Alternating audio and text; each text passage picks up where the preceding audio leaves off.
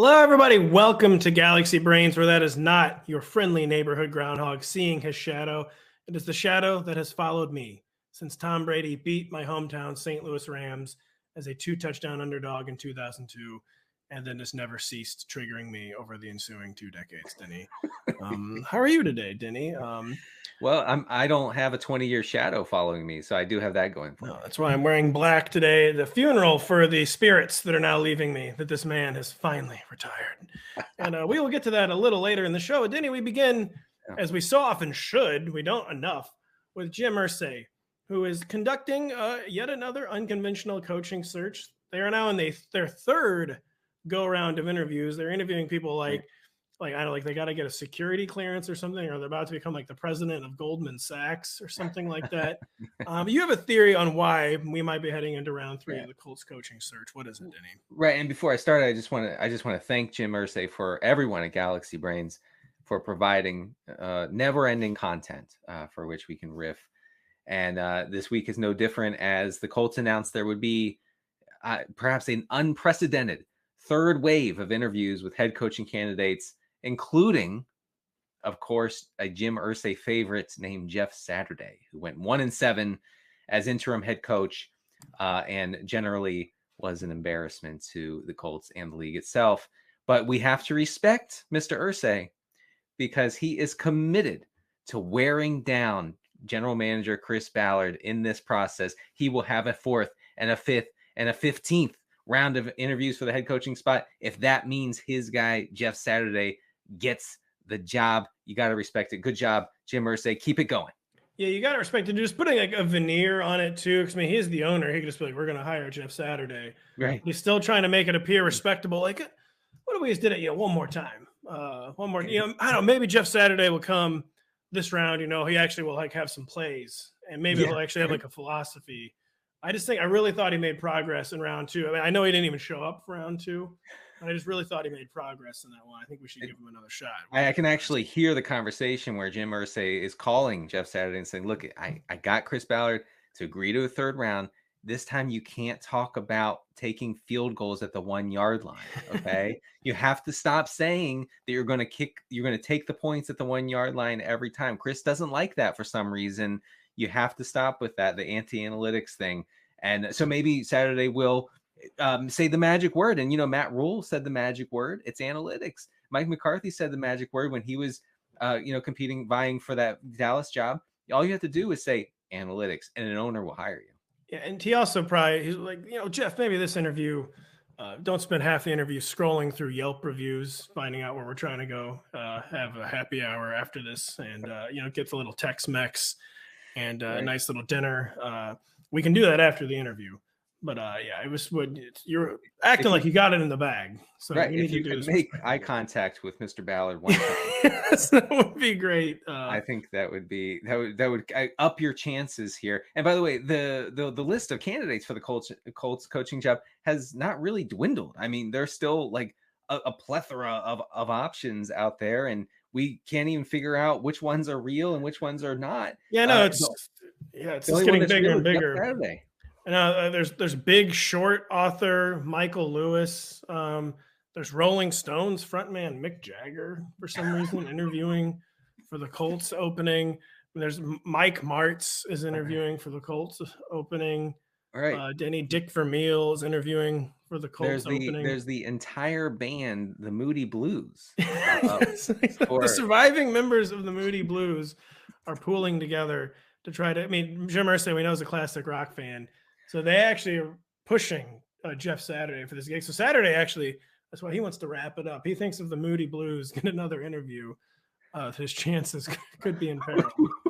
We're gonna have to figure out something for the site. I know. Yeah, we haven't added them to our CMS yet because we don't know how to handle that one. Do we just put like the as first name and Moody Blues as last name? Right, and we'll have to have 3 headshots, I think.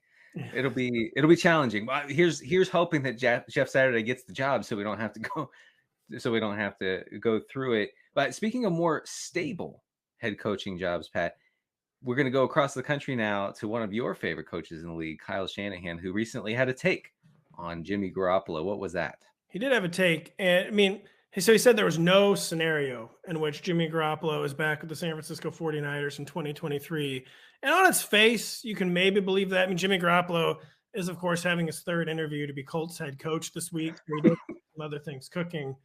But, Denny, as you have pointed out before the show to me, there's been no scenario now for 3 years. You said that the first time you heard Kyle Shanahan say this was before the pandemic. Right. There was no scenario in which Jimmy Garoppolo was back the following season. And just sort of feels like he's lost the benefit of the doubt on this. And he's so Jimmy Garoppolo, Denny. So he seems like a Shanahan creation. He's actually been with the San Francisco 49ers since 1927 when they were still the Anchorage Whalers. He's been with this organization for a really, really long time. And I just have a hard time believing that there's truly no scenario that he's back with the team in 2023.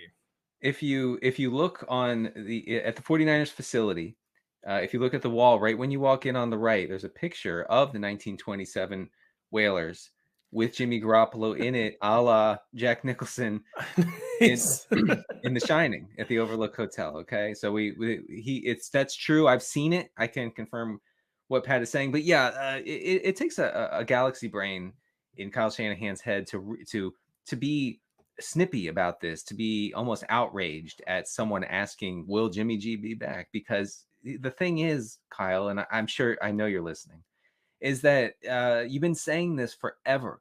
Every off season, when people say, "Okay, well, Jimmy G coming back?" No, of course not. Why would he come back? He's always back. He's never gonna leave, Kyle. Just accept it. He's gonna start week 1 for the Niners. I mean, Jimmy G, we've heard this year after year. You know, when Jimmy G defected to the Soviet Union in the 1950s, they kept his contract. When they had Joe Montana in the 80s, they kept Jimmy G on the roster the entire time. Yeah, he's just so strident, Kyle Shanahan, about it. There's no scenario. You know, it's just absolutely ludicrous to sit here and suggest that I've already discussed a 3-year extension with him that includes some guaranteed money for 2024, and then the reporter's like, "Oh, we never said that." Is this breaking news here? Well, I mean, come on, there's no scenario, guys. Look, if Jimmy Garoppolo could keep his roster spot while also landing on the moon in 1969, then he can keep his roster spot despite Brock Purdy emerging in the last 6 weeks of the season. So I don't trust Kyle Shanahan. He did 6 months in a federal penitentiary for being one of Richard Nixon's cleaners, didn't he? I think he can keep his roster. Yeah, after a young man blows out his UCL in the NFC Championship game. That's right. Probably skeptical that he's gone. Exactly.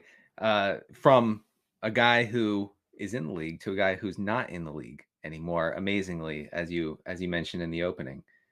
Tom Brady ripped off the Band-Aid pretty quickly after the Bucs were reign of terror is over, didn't he? Thrashed in the wild card round by the Cowboys.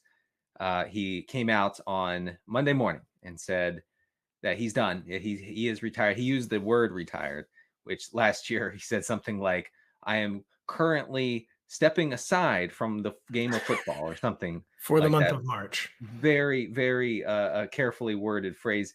Not this time. It seems he's over, and I think it goes to show. I think the brisk nature of this announcement goes to show what it does to a man to get dispatched by Mike McCarthy in such a way that Brady was beaten down by the mid Cowboys. And I don't think in any other situation would he say, "Okay, look, I'm done here." But yeah, congratulations to the Cowboys for ending, as Pat said, the reign of terror. It was just really weird here for the greatest player in league history for his retirement announcement to feel more like an apology. Like, it just felt like he was apologizing. Like, yeah, I should have just gone out last year. No one needed to see me come back and target K-Dot 245 times. Like, I'm just sorry about that. That was just hubris. Really just, checking down to Leonard Fournette, 17 times in the first quarter of, in week 17. That just wasn't necessary. No one needed to see that. I'm sorry about that. Tom Brady came back to hand it to Leonard Fournette on 1st and 20. Every single time the Bucs got a holding call on first down. That's what he came back for, to the beautiful game that he loves. He came back for that, obviously. Yeah, and I mean, he very likely regrets 2022 as one of the most forgettable seasons in his storied career. It was, and too, but you got to give him props. The announcement, it was very down to earth. It was basically an acknowledgement of all the hurt that he has caused, and he just doesn't need to continue piling on, that he probably could actually have made the playoffs for another year or two with the San Francisco 49ers, but just that the American sports fan has suffered enough. I mean, the people of St. Louis, Atlanta, I mean, just where does it end, Tom? Where does it, Kansas City, where does it end? Where does it end? NFC South. I mean, I will say that the Brady's retirement has done a cruel thing, and it's given Atlanta Falcons fans hope. Which that's not good. And just finally, they're not like we get the point. All right. It's like when it's an older brother who just like keeps beating his younger brother in video games. Yeah, we get it. You're better at Madden. All right. Yeah. We get it. Tom, I got the point in 2005. Okay. We all got the point in 2005. And you get the point that Galaxy Brains is over for the week. And we'll be back. I'm sure Jim Irsay will. Even if we don't do next week, Denny Carter's at the Super Bowl. I mean, there'll probably be a 5th round of Colts interviews by the time you're back. Maybe one of us will be in it. Yeah, Tom Brady will be unretired. Jimmy Garoppolo will be re-signed with the San Francisco 49ers. So for Denny Carter, I'm Patrick Daugherty, thanking you for expanding your mind and welcoming you back to do so in the future.